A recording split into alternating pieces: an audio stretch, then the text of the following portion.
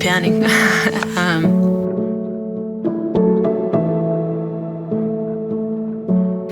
Why would success this year mean so much to you and your teammates?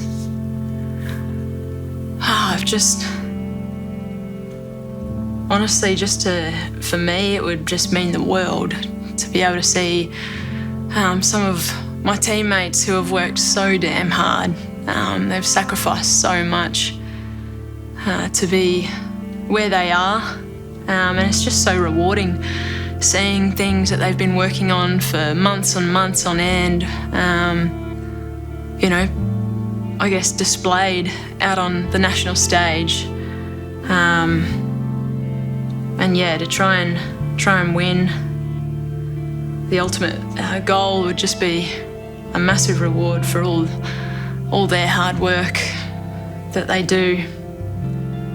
I mean, juggling full-time work, partners, friends and social expectations, other external pressures, injuries, managing that, in and out of team, not getting games. There's just so much to an AFLW journey as an elite athlete, and you just put your whole life on hold, and you make a lot of sacrifices because you just love the game. You love turning up to training with your mates. You love learning something different. And you just love those moments when it clicks for a teammate, or even for yourself when you've learned something new yourself and it clicks and you're like, finally getting it. It's just a really good feeling. But do I reflect on the profound impact this sport has had on my life in recent years? And yes, I definitely reflect. A very big reflector. It's surreal. I really have no words how to explain it. To go from being an 11-year-old and being laughed at for playing a game of football to then playing on the biggest stage in an AFL Guernsey for an AFL club, in front of thousands of people,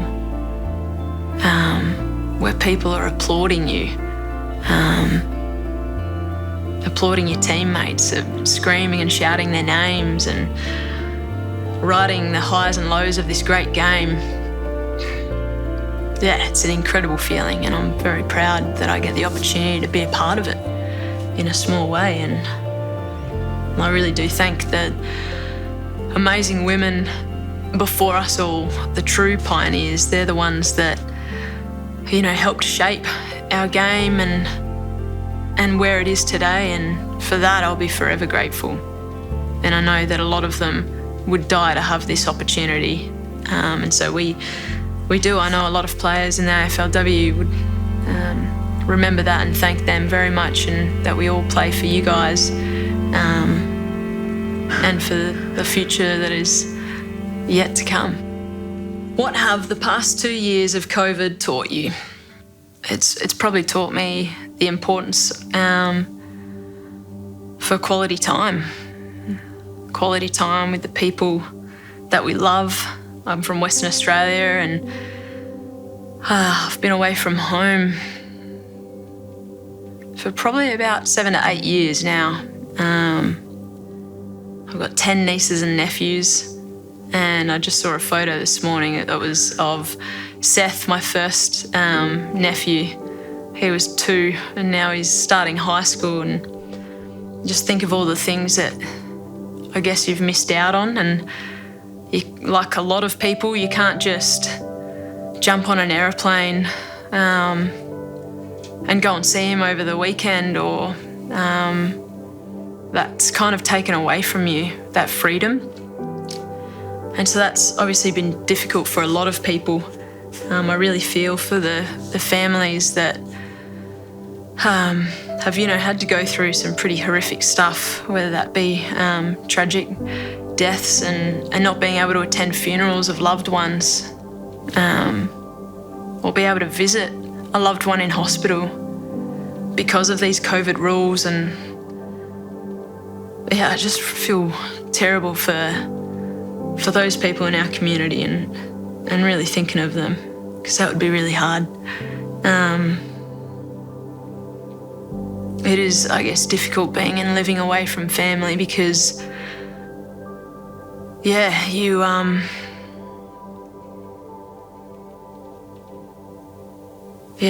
just don't get that time with them.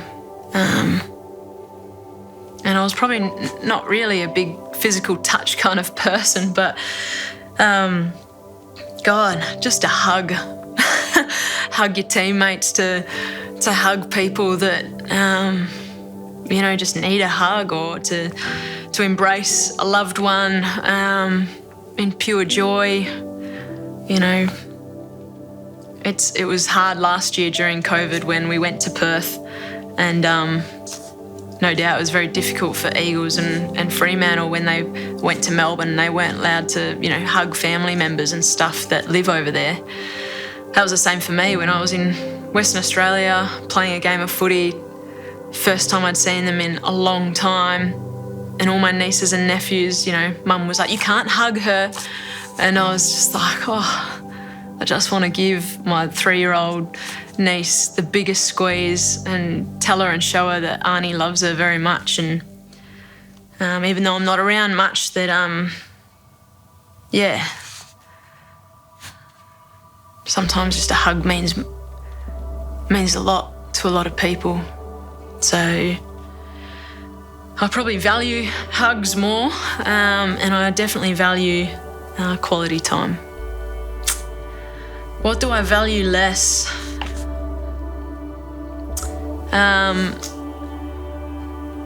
I value technology less. This evolving world of technology can be quite consuming. All the different social media platforms,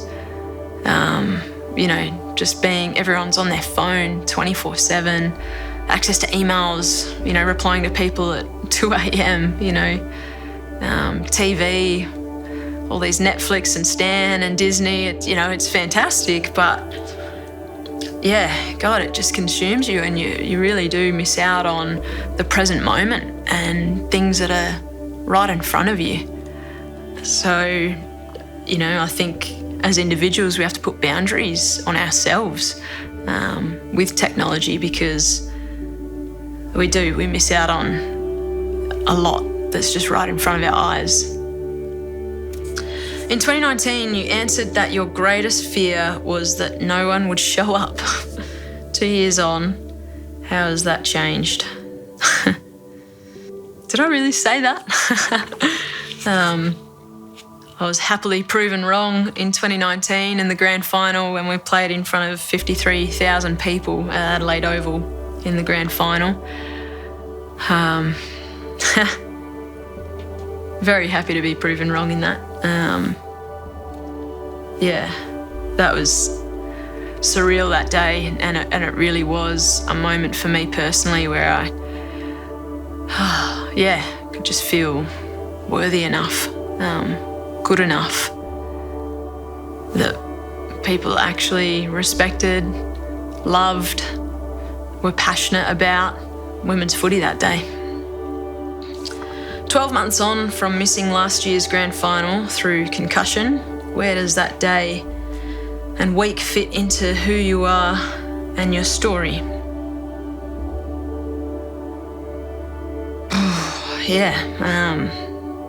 There's no denying that was probably one of the toughest things that I'd ever had to go through, internally, I guess. Yeah, I mean, you work so damn hard, just to give yourself the opportunity to play and to get to a grand final. And then to be concussed the week prior,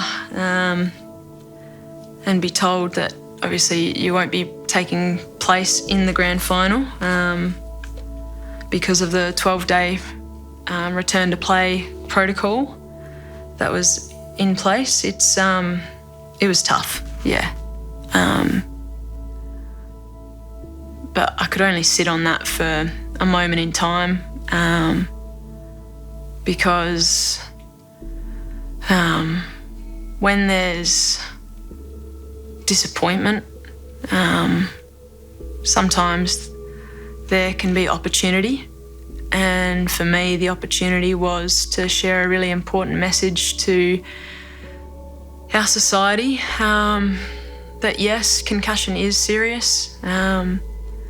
We only get one brain and we have to look after it. And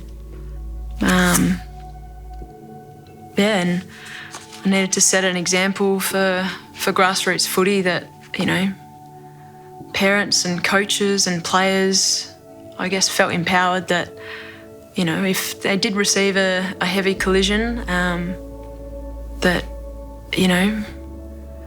if the captain of the AFLW Crows team would miss a grand final, and hopefully that might be enough to maybe save someone at grassroots level who didn't realise they needed saving. It can be scary, but it's not to scare people whatsoever. These things happen in footy, in anywhere. You might just be walking down the street and trip over and knock your head. It's not to scare people, it's just to educate and hopefully, continue to leave a legacy for others to follow.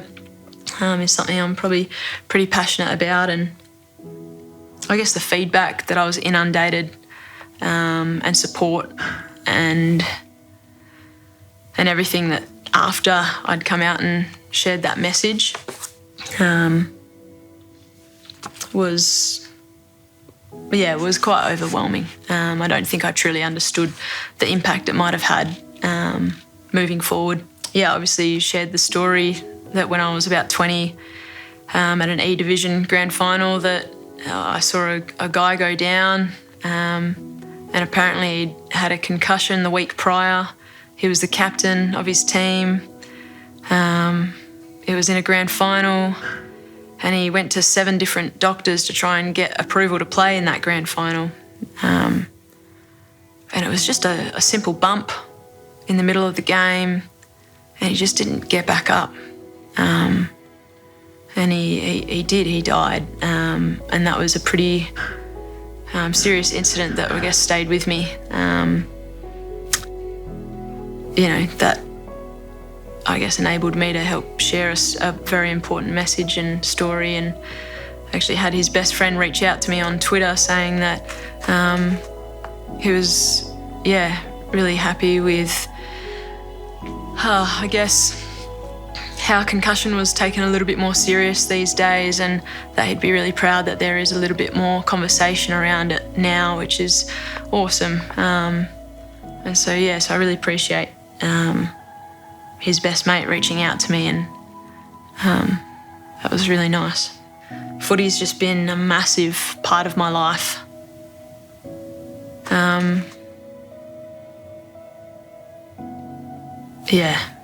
It's just been a massive part of my life, and I definitely wouldn't be who I am today without that. The friendships and relationships that I've built across the country,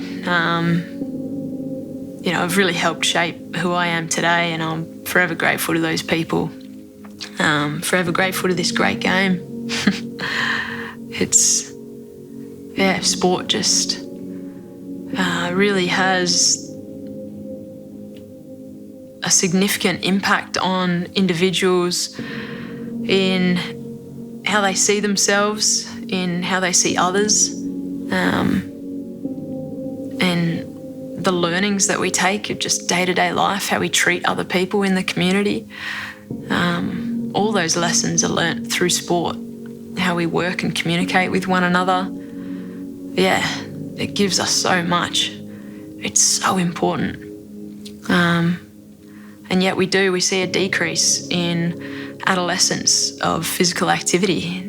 And it's really important as parents and teachers that we try and get our kids to consistently be active, and whether that just being playing social sport, going for walks, whatever it might be. It's great for our well-being. I can't rave on about it enough. It's just fantastic to see hundreds and thousands of girls now picking up the footy. It's very cool. You address the men's playing group around Pride Round, how important it is to have this platform to help drive awareness. Oh, it was awesome.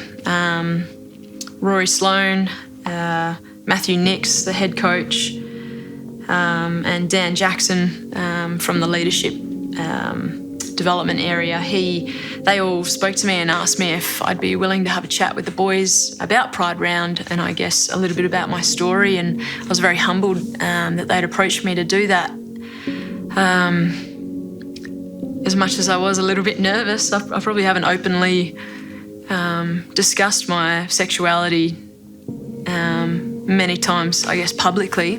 It's probably the first or second time, I think, in a room full of men. I was a bit nervous, but, they're just such an amazing group. I'm very fortunate here at this footy club. These guys are very open-minded, very supportive, and, they're doing incredible things and we care about them a lot. So it was great to be able to be open about, I guess, the purpose behind Pride Round and the importance of our language that we use within the locker room or with each other, and the impact that can have on individuals. It was really, I guess, a quite important conversation to start and to have, and I think a big step in how we continue to keep moving forward and celebrating, everyone for who they are. Doesn't matter what cultural background they might be, what sexuality they might be, what religion, what ability or disability they may have.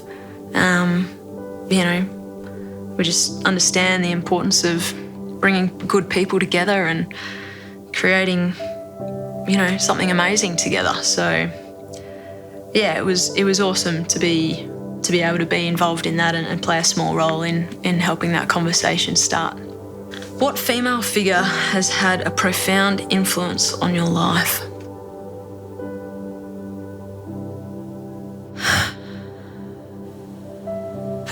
When I was younger, probably my grandma. That older generation, she was so supportive of me playing football.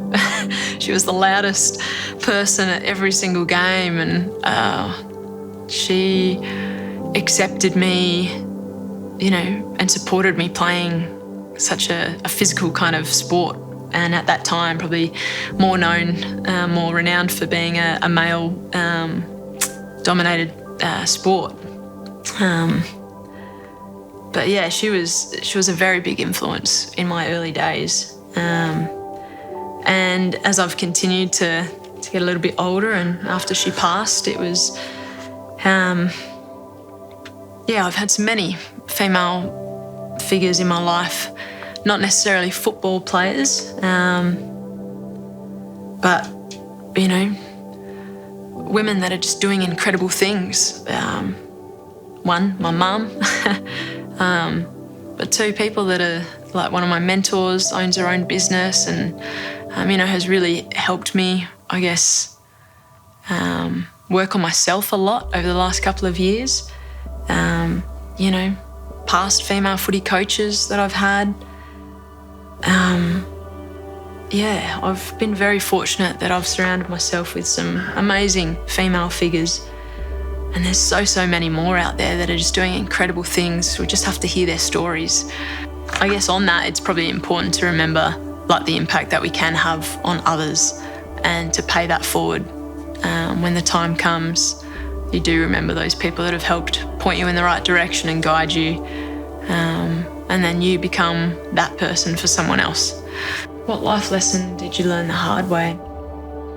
I guess the thing that's popping into my head is, there's just some things you can't control in life. That's pretty hard sometimes because, yeah, you wish you could change things or, you know, but yeah, there's just some things that you can't control. Whether that be, you know, missing out on a grand final, or whether that be, you know, losing a loved one. You can't bring them back, and life, yeah. Life can seem unfair.